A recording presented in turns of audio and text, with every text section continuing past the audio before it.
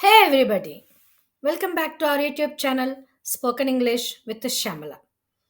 ఈరోజు మనము మన వీడియోలో చేరుకోవడం ఇంగ్లీష్లో ఏమంటారో చూద్దాము.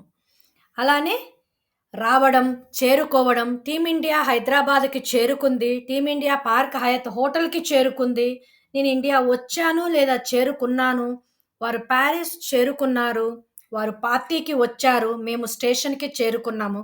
ఇలాంటి సెంటెన్సెస్ని ఇంగ్లీష్లో ఏమంటారో చూద్దాము. రావడం లేదా చేరుకోవడం అన్నా కానీ ఒకటే మీనింగ్ ఇంగ్లీష్లో, అది అరైవ్. అరైవ్. టీమిండియా హైదరాబాద్కి చేరుకుంది. Team India arrived in Hyderabad. Team India arrived in Hyderabad. Team India park Hayath హోటల్కి చేరుకుంది. Team India arrived at park Hayath hotel. Team India arrived at park Hayath hotel. Have you observe these two sentences? ఈ రెండు సెంటెన్సెస్ అబ్జర్వ్ చేసినట్లయితే ఫస్ట్ సెంటెన్స్లో మనం అరైవ్డ్ ఇన్ అని చెప్పాము, సెకండ్ సెంటెన్స్లో మనం అరైవ్డ్ ఎట్ అని చెప్పాము. మరి అరైవ్డ్ తోటి ఇన్ అని ఎప్పుడు యూజ్ చేయాలి, ఎట్ అని ఎప్పుడు యూజ్ చేయాలి? ఇన్కి ఎట్కి డిఫరెన్స్ ఏమిటి? Let's see them.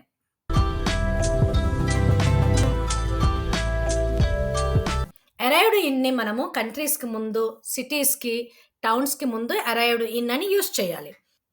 అదే అరైవ్డ్ ఎట్ని బిల్డింగ్స్కి లేదా పార్ట్ ఆఫ్ బిల్డింగ్స్కి, when you are referring to a point of destination, then we use arrived at. మనం ఈ సెంటెన్సెస్ మళ్ళీ చూస్తే హైదరాబాద్ అనేది సిటీ, అందుకని అరైవ్డ్ ఇన్ అని చెప్పాము. పార్క్ హయత్ హోటల్ అనేది building, it's a point of destination, అందుకని అరైవ్డ్ ఎట్ అని చెప్పాము. Let's see some more examples with arrived in and arrived at. నేను ఇండియా వచ్చాను లేదా నేను ఇండియా చేరుకున్నాను, దానిని ఇంగ్లీష్లో I arrived in India. I arrived in India. ఎందుకని అరైవ్డ్ ఇన్ అని చెప్పాము? ఇండియా అనేది కంట్రీ కాబట్టి. వారు ప్యారిస్ చేరుకున్నారు. They arrived in Paris. They arrived in Paris. ఇక్కడ కూడా ఇన్ అని చెప్పాము. ఎందుకు అంటే ప్యారిస్ అనేది కంట్రీ కాబట్టి. కంట్రీస్, సిటీస్, టౌన్స్ రిఫర్ చేస్తున్నప్పుడు అరైవ్డ్ తర్వాత మనం ఇన్ అని యూజ్ చేయాలి. వారు పార్టీకి వచ్చారు. They arrived at the party. They arrived at the party. మేము స్టేషన్కి చేరుకున్నాము. We arrived at the station. We arrived at the station. Party, station, bus stop ఇవన్నీ కూడా పాయింట్ ఆఫ్ లొకేషన్స్. ఇవన్నీ కూడా పాయింట్ ఆఫ్ డెస్టినేషన్. అంటే ఏంటి? ఆ పర్టిక్యులర్ డెస్టినేషన్ గురించి మనం మాట్లాడుతున్నాము, అందుకని వీటికి అరైవ్డ్ ఎట్ అని యూజ్ చేయాలి. అలానే ఇవి స్మాలర్ ప్లేసెస్. స్మాలర్ ప్లేసెస్ కూడా మనం అరైవ్డ్ ఎట్ అని యూజ్ చేస్తాము. మనకి లివ్ తోటి ఒక ప్రిపోజిషన్ యూజ్ చేస్తాం, లివ్ ఇన్, లివ్ ఎట్ అని. Same rule applies with arrived in and arrived at. There is an exception with arrive. మనము కొన్ని ప్లేసెస్లో అరైవ్ తోటి అసలు ప్రిపోజిషన్ అనేది యూస్ చేయకూడదు. ఎట్లాంటి ప్లేసెస్లో?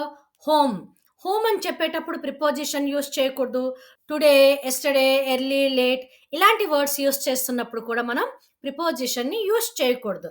ఐ అరైవ్ హోమ్ అని చెప్పాలి, కానీ ఐ అరైవ్డ్ ఎట్ హోమ్ అని చెప్పకూడదు. ఎందుకు అంటే హోమ్ అనేది ఇన్విజిబుల్ థింగ్, అది కనపడదు, అది ఓన్లీ ఫీలింగ్. అందుకని దానికి ప్రిపోజిషన్ యూస్ చేయకూడదు. అలానే టైం ఫ్రేజెస్ కూడా ప్రిపోజిషన్ అరైవ్ తర్వాత యూస్ చేయకూడదు.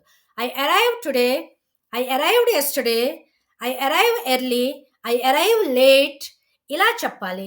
ఈ సిచ్యువేషన్లో మనం అరైవ్ తర్వాత ప్రిపోజిషన్ని యూస్ చేయకూడదు. I hope you have enjoyed this session. Thank you for watching. Don't forget to subscribe our channel, and if you like this content, don't forget to click the like button. Hasta luego. Adios.